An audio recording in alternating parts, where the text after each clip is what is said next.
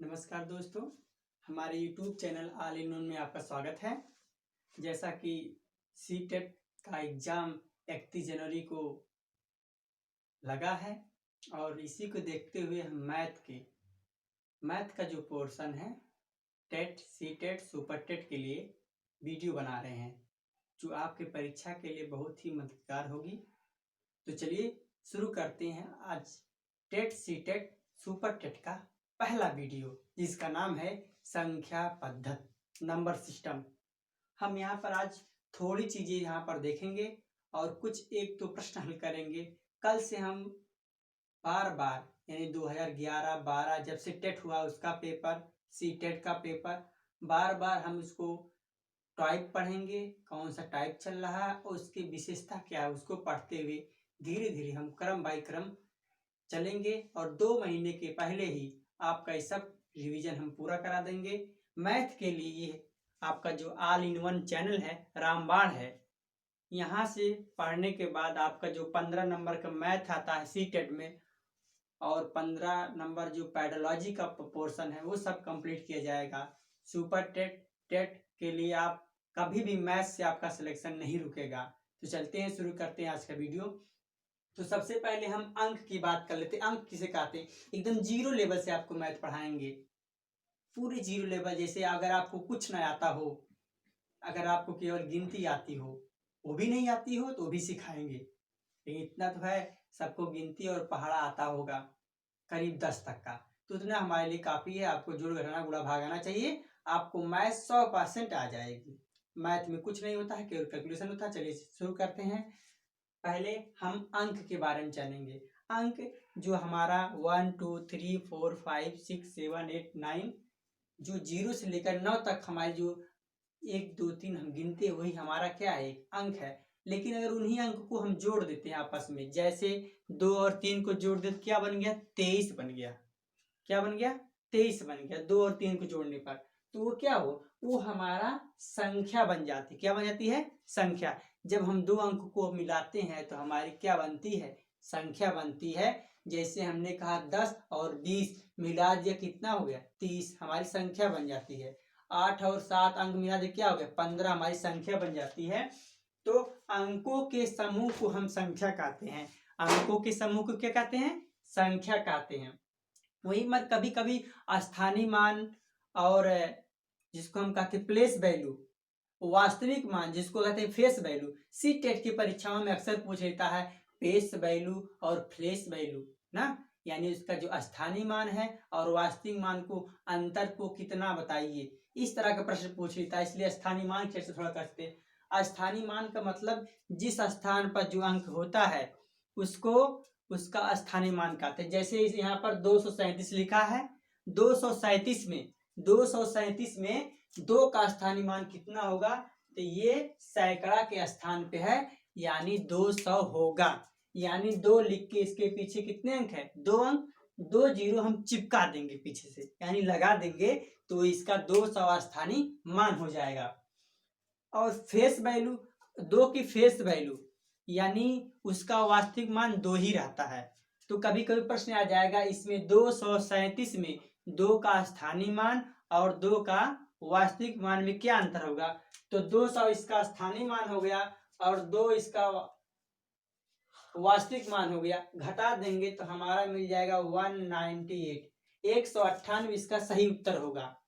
तो face value और place value में अंतर हम जान गए। इसके बाद चलते संख्याओं के प्रकार में।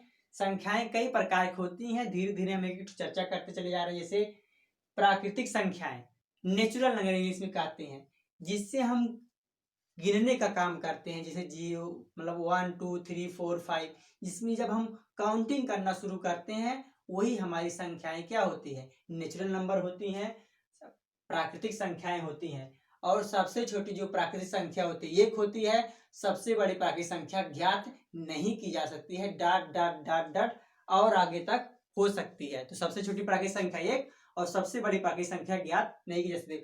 उसके बाद हम देखेंगे n प्राकृतिक संख्याओं के योग के बारे में आ जाएंगे, जहां पर हमारा कभी कभी SSC, bank, railway, TET, C TET, super TET में प्रश्न आ जाते हैं, उसकी बात करते हैं। n प्राकृतिक संख्याओं का योग क्या होगा? n+1/2 होगा। n कोष्टक में n+1/2, ये n प्राकृतिक संख्याओं का क्या होगा, योग होगा। अगर n प्राकृतिक संख्याओं के वर्गों का योग पूछना है तो n+1 2n+1/6 वर्गों का योग हो जाएगा। अगर वहीं पर उसके n प्राकृतिक संख्याओं के घनों का योग पूछा जाए तो n+1/2 का होल स्क्वायर इसके घनों का योग हो जाएगा। वहीं पर हम संख्याएं पढ़ते हैं, पूर्ण संख्याएं।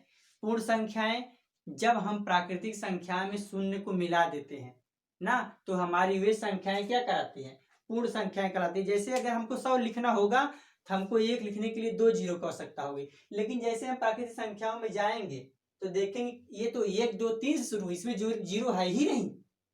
तो हम इसलिए पूर्ण कहते हैं क्योंकि जीरो मिलाने पर हमको कोई भी नंबर बनाना हो, कोई भी संख्या बनाना हो, हम उसको बना लेते हैं, इसलिए इसका नाम पूर्ण संख्याएं पड़ गया। तो सबसे छोटी पूर्ण संख्याएं 0 होती है और सबसे बड़ी पूर्ण संख्याएं ज्ञात नहीं की जा सकती। आगे चलते हैं, पूर्णांक किसे कहते हैं, पूर्णांक पूरा अंक, यानी पूरा अंक को ही पूर्णांक कहते हैं।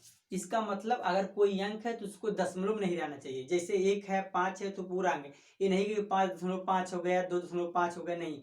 पूर्णांक का मतलब पूरा अंक होता है। पूर्णांक 2 प्रकार के होते हैं, ऋण पूर्णांक और धन पूर्णांक। ऋण पूर्णांक जो संख्याएं से हम ऋण संख्या बनाते हैं, धन संख्या बनाते हैं, वही हमारे ऋण पूर्णांक और धन पूर्णांक होती है। जैसे हमने कहा -2, -3, -4, ये डॉट डॉट डॉट हमारे ऋण पूर्णांक हो जाएगी। और 1 2 3 4 ऐसे प्लस प्लस में हमारे धन पूर्णांक हो जाएंगी, और बीच में लगाते हैं 0, ये आपका हो जाएगा पूर्णांक। यानी पूर्णांक की परिभाषा हम बना लिए, जिसमें धन पूर्णांक, ऋण पूर्णांक के साथ साथ 0 भी सम्मिलित कर लिया जाए, उसी को पूर्णांक कहते हैं ना। ऋण पूर्णांक, धन पूर्णांक के साथ साथ जिसमें 0 भी सम्मिलित कर लिया जाए, उसे ही हम क्या कहते हैं, पूर्णांक कहते हैं। पूर्णांक 2 प्रकार के होते हैं, ऋण पूर्णांक और धन पूर्णांक। ऋण पूर्णांक में वो संख्याएं होती है जो केवल माइनस में होती है, धन पूर्णांक में वो संख्या होती है जो केवल धन धन प्लस प्लस में होती है। चलते हैं इनकी, n सम प्राकृतिक संख्याओं का योग n+1 होता है। n सम प्राकृतिक संख्याओं का योग n+1 होता है। n विषम प्राकृतिक संख्याओं का हो n² होता है, और n सम विषम संख्याओं के वर्गों का योग n+1 n+2/6 होता है। और देखिए, ये तो बात सी सब एक छोटी सी शुरुआत की लेक्चर की। यहीं पर अगर हम देखें, टेट 2011 में प्रश्न पूछा गया है, ये भी 2011 में पूछा गया है। सी टेट 2019 का ये प्रश्न है, ये भी सी टेट 2019 का प्रश्न है। तो हम जो कल से हमारा जो पढ़ने का मूड रहेगा, हम 2-4 प्रश्न लेकर आएंगे, उसके बारे में चर्चा करेंगे और प्रश्नों के माध्यम से सीखेंगे मैथ कैसे पढ़ी जाती है। मैथ को एकदम जैसे नहीं बोलते बच्चों की भाषा में, खिलवाड़ की तरह ना, खिलवाड़ की तरह पढ़ेंगे हम लोग। देखिए, जैसे कोई प्रश्न आएगा उसको बताएंगे, प्रश्न को हल करवाएंगे, फिर उसके साथ जो टॉपिक जुड़ा रहेगा। जैसे मान लीजिए हम इकाई का अंक ज्ञात करना है, इकाई का अंक का सवाल पहले लगा देंगे, फिर बताएंगे कि इकाई अंक कैसे ज्ञात कर सकते हैं। तो चलिए हम आगे बढ़ाते हैं, इन 4 प्रश्नों का हम उत्तर देते हैं और इसके साथ साथ हम 4 प्रश्नों के उत्तर हम लगाते हैं, और कैसे लगाते हैं इसके बारे में हम वो करेंगे। तो चलिए इसके बाद हम देखते हैं। जैसे पहला है, हम यूज करते हैं सबसे पहले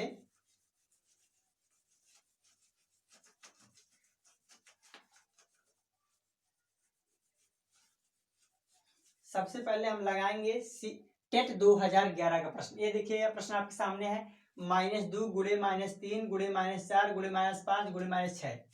अब जितनी बार माइनस, पहले हम माइनस का हल कर लेते। देखिए 1 2 3 4 5, अगर विषम बार माइनस आता है तो उसका उत्तर विषम ही होता है, अगर सम बार आए तो उसका उत्तर प्लस होता है। अब गुणा कैसे करते हैं, 2 तिहाई 6, 6 चौको 24, नहीं आ रहा है रोक देंगे, गुणे 5 छक्का 30।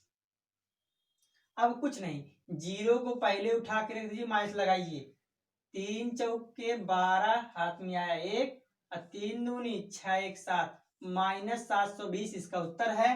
टेट 2011 का प्रश्न है। अगर कक्षा 6 में कोई भी बच्चा बोध मस का नियम, यानी उसको लोग ऐसे ही मजाक में बदमाश बदमाश बोलते हैं, बोध मस का नियम अगर लोग पढ़े होंगे, कोई भी बच्चा पढ़ा होगा, ये प्रश्न ऐसे चुटकियों में ऐसे लगा लेगा, तो उसको भी हम चर्चा करेंगे जब हम आपको पढ़ाएंगे बोध मस का नियम, तो यहाँ पर भी इसकी चर्चा करेंगे। और ये ऐसे भी लग जाएगा संख्या पद्धति में।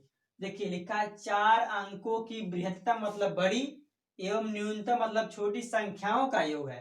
तो 4 अंकों की सबसे बड़ी संख्या क्या रहेगी? 1 2 3 4 9 9, और 4 अंक को छोटी संख्या रहेगी 1 लिखकर 3 0, इसी को जोड़ देना है बस। 9 9 9 9 1 10, यानी 10,999 इसी का उत्तर था। ये भी टेट 2011 का प्रश्न था। अब चलते हैं, 2 प्रश्न हमारे पास सी टेट 2019 के हैं, उसको हल करते हैं और देखते हैं कि क्या मैथ बहुत कठिन है या आसान है। चलिए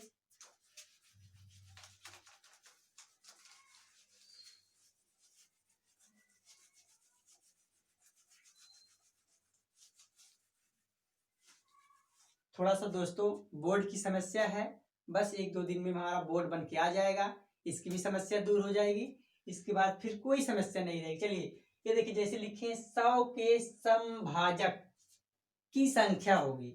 समभाजक का मतलब किसी ऐसी संख्या लीजिए जिसमें वो बराबर बराबर भागों में बांट जाए। जैसे पहली संख्या है 2, 2 को 100 को बांटेंगे, 100 50 प्लस 50 में बढ़ जाएगा। बटेगा कि नहीं बटेगा? बटेगा। उसके बाद अगर हम 100 को और 4 से बांटते, 25 25 4 बार में बचेगा कि नहीं बटेगा? बटेगा। फिर हम 10 से मान लीजिए बांटते हैं, तो 10 10 कितनी बार में बटेगा? उसके बाद फिर हम 20 से बांटते हैं, 5 बार में बटेगा। ठीक है बच्चों। उसके बाद फिर हम 50 से बांटेंगे, 2 बार में बटेगा। तो ये जो हमारे 2 है, 4 है, 10 है, 20 है, 50, 1 2 3 4 5, यानी 5 हमारे ऐसी संख्याएं हैं जो 100 को समभाजक करती है।